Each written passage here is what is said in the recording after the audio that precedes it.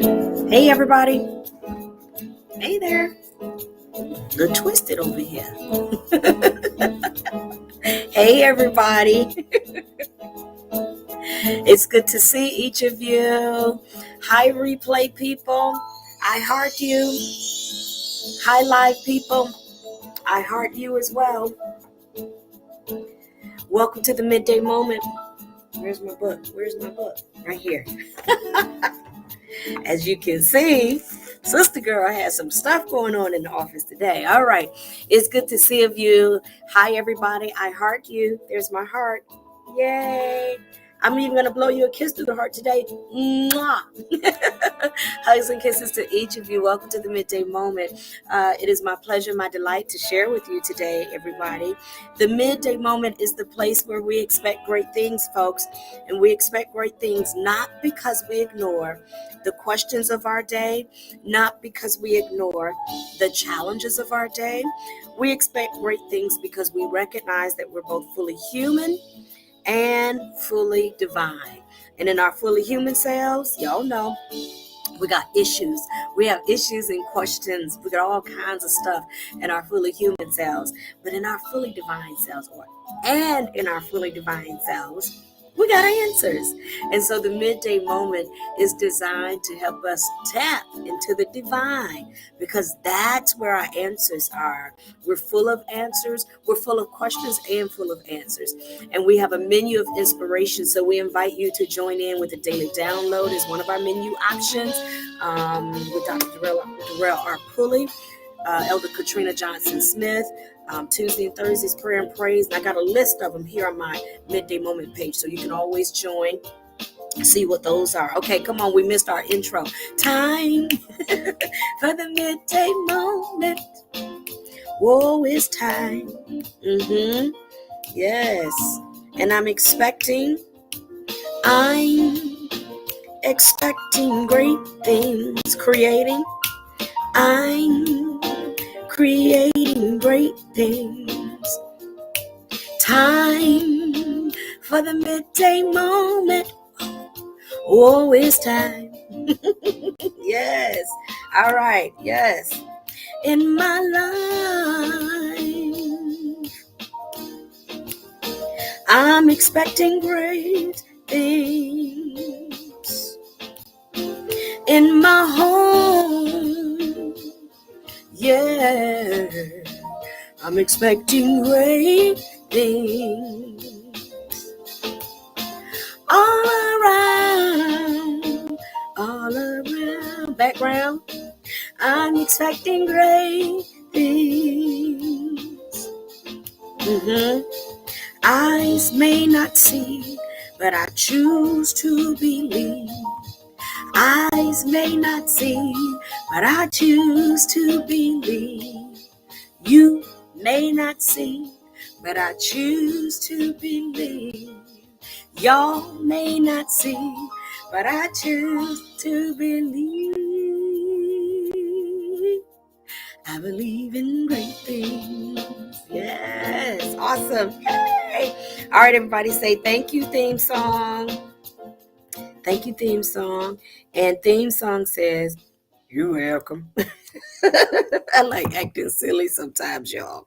All right, so here we go. Let's get started with the midday moment. We are reading through our journal here, getting rid of the junk. We've got color today. Yay. Sometimes we have color, sometimes we don't. So I gave you a splash of red today. All right, so we're reading through our journal here. We're on day 23, getting rid of the junk. We are getting rid of the junk. We're taking this first part of the year to detox. We're doing a detox. We're taking out the trash, okay? Doing a detox, all right? So we're doing a detox, getting rid of the junk, moving stuff out of the way so we can make room. We can make room for the keys that unlock all of those wonderful things on the inside of us. All right. So first part of the year, detoxing, getting rid of the junk.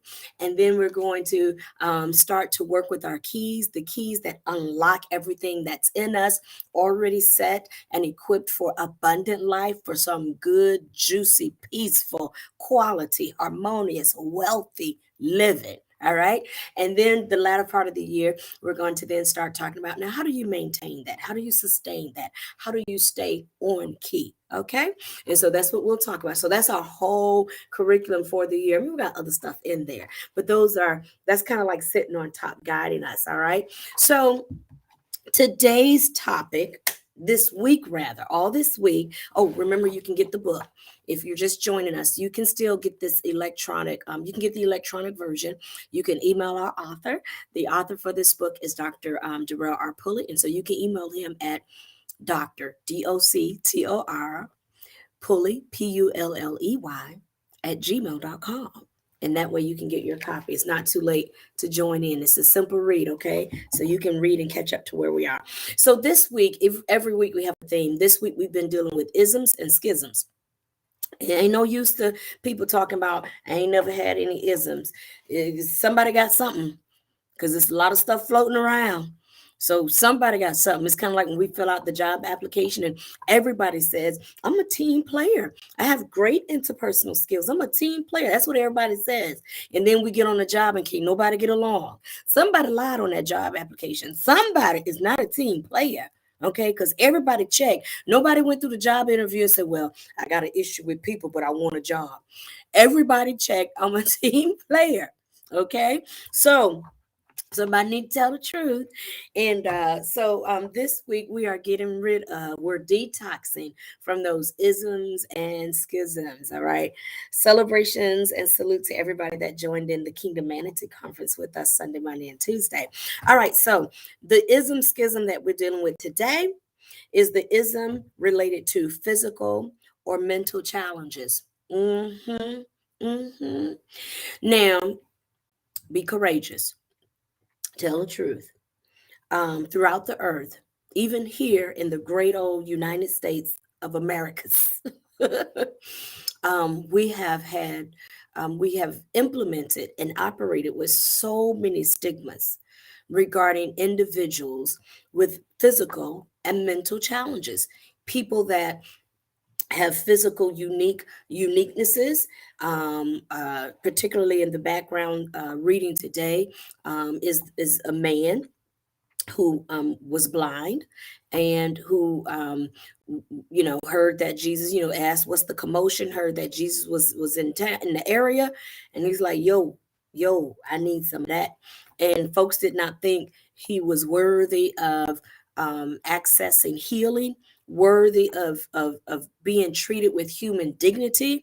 And this is not just, I know we read, the Bible. You can read the Bible. That's not the Bible. You can read the Bible literally as literature, and you could also read for life application. So certainly we give special emphasis on life application. And yet, even as a historical text, we get a preview in terms of some history here. And historically, not all individuals have been treated with human dignity.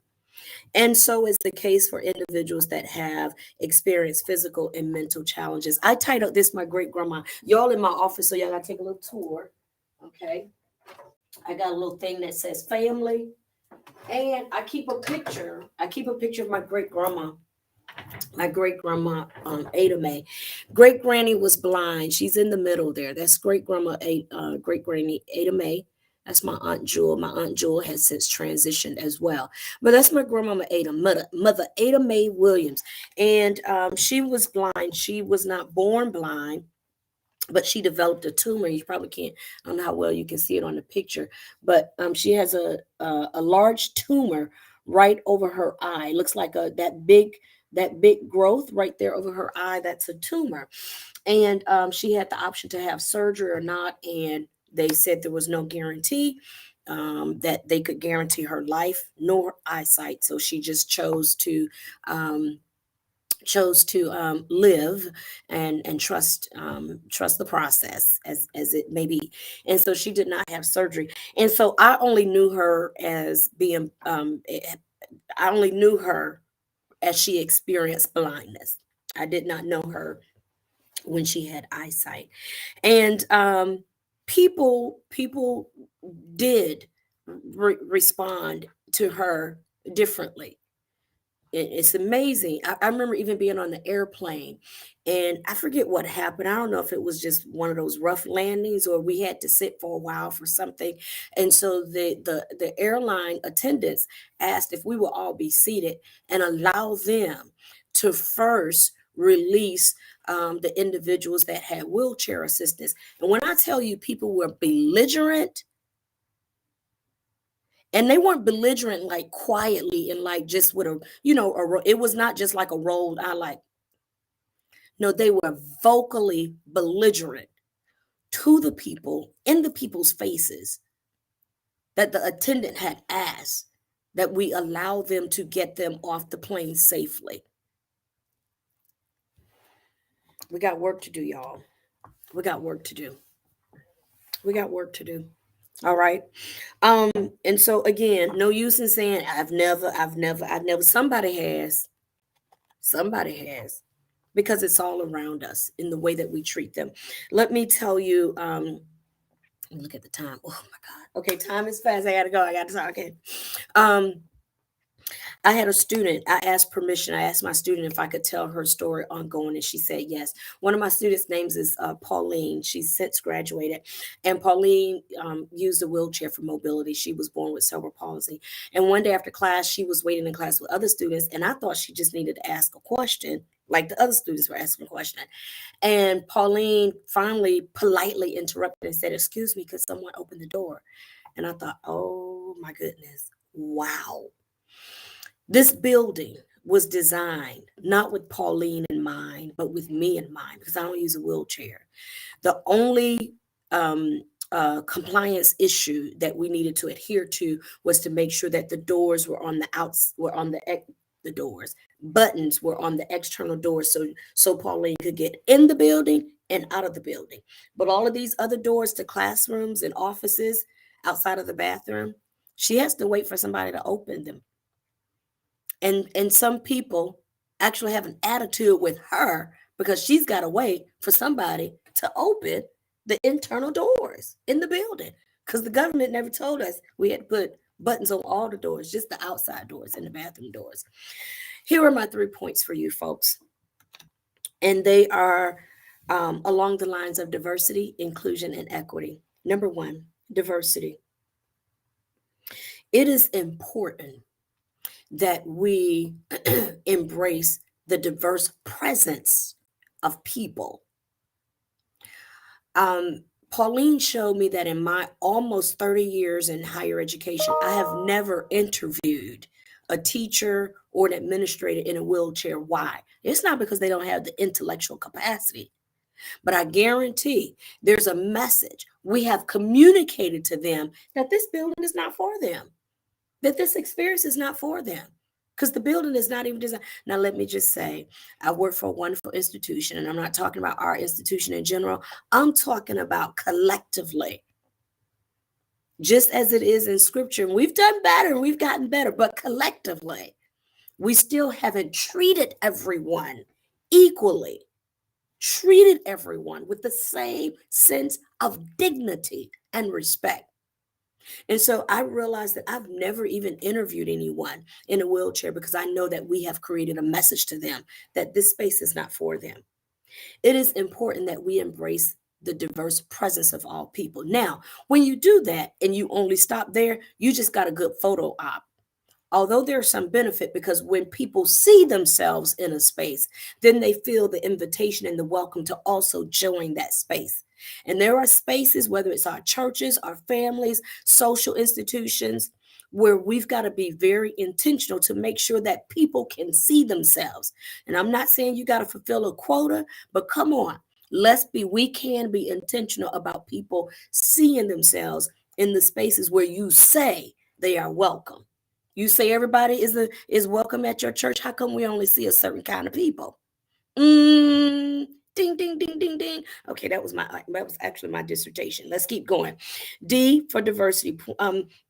Here's our second point, or I like to say Jones Jewel, because Pulley's got points. Inclusion. Diversity is number one. Number two, inclusion.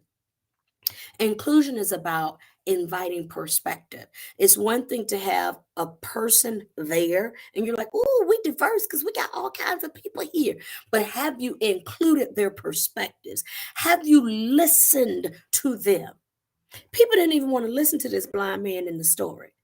They didn't even think he was worth being listened to. Are you listening to people?